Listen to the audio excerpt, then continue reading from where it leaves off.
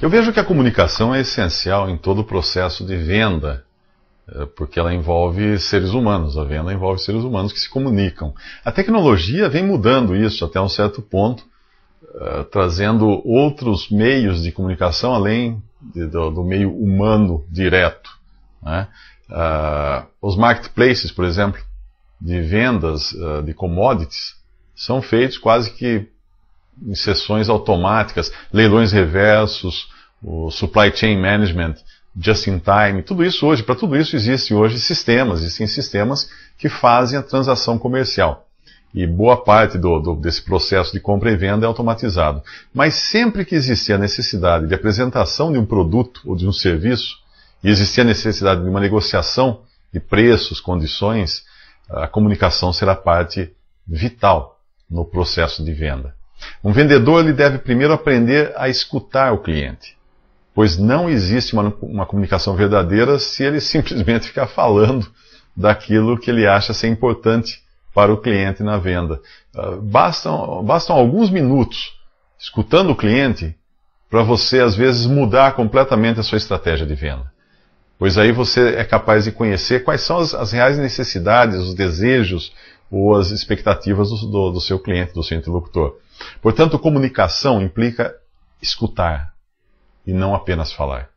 Aliás, as pesquisas mostram que a probabilidade de você fechar uma venda no segmento corporativo ou de B2B, business to business, é muito maior quando o cliente fala muito mais do que o vendedor, do que quem vende.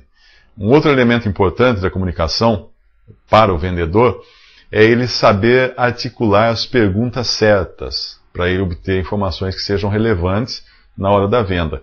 É perguntando que ele aprende mais sobre o cliente, a sua capacidade de compra, os seus problemas, suas necessidades, suas expectativas. Mas ele precisa saber elaborar perguntas inteligentes, perguntas precisas, perguntas bem claras. Caso contrário, ele pode espantar o cliente, ou perder tempo, ou causar uma invasão na privacidade do seu cliente. A persuasão depende muito do tipo de venda. Às vezes a gente confunde muito pensando que toda venda você tem que ser ter uma técnica de persuasão que vai hipnotizar o seu cliente para fazer ele comprar desesperadamente. Não é assim. A venda que não visa criar relacionamento com o cliente, ela costuma ser, sim, carregada de frases feitas para persuadir, né? Mas hoje todo bom vendedor sabe que vender uma só vez não é um bom negócio. Porque o custo de você atrair um cliente, você encontrar um cliente e conversar com ele, é muito alto esse custo. Então é muito mais interessante você aprimorar a venda e transformar numa venda que cria um relacionamento duradouro. Porque aí, a cada nova venda para esse mesmo cliente, você não tem todo aquele custo e toda aquela necessidade de ganhar a confiança, de conquistar o cliente, de fazer ele acreditar na idoneidade da empresa, na idoneidade da marca, na idoneidade das suas afirmações como vendedor. O primeiro contato com o cliente depende muito também do tipo de comunicação que deve ser feita. Uma venda em loja é completamente diferente de uma venda business to business, uma venda corporativa. Essa venda corporativa, às vezes, exige meses de contatos preliminares até chegar a uma negociação efetivamente. Você, às vezes vai ter muito jantar, muito almoço, muito encontro, muito cafezinho, até você chegar no assunto. Na loja, não, o vendedor é mais direto. Mas ainda assim ele vai encontrar diferentes perfis de clientes. O que exige dele também uma boa dose de conhecimento do comportamento humano. Existem clientes que não gostam de ser abordados até eles terem decidido comprar. Uma abordagem direta, uma abordagem imediata, assim que a pessoa entra na loja, vai espantar esse tipo de cliente. Eu sou um cliente assim, se eu entrar numa loja para olhar e já chegar uma pessoa correndo perguntando o que eu quero, eu já não quero. Eu me sinto incomodado. Então eu prefiro ficar olhando alguma coisa e quando eu olhar em volta procurando pelo vendedor, aí ele está atento e vê o meu olhar e corre perguntar o que eu desejo. Para um cliente assim como eu, o vendedor precisa deixar o máximo de tempo possível que eu examine o produto, que eu olhe, e só vai me abordar então quando eu estiver olhando em volta, quando eu der o sinal de que eu estou precisando de ajuda. O pós-venda é muito importante para você garantir depois futuros negócios. E todo vendedor deve saber disso.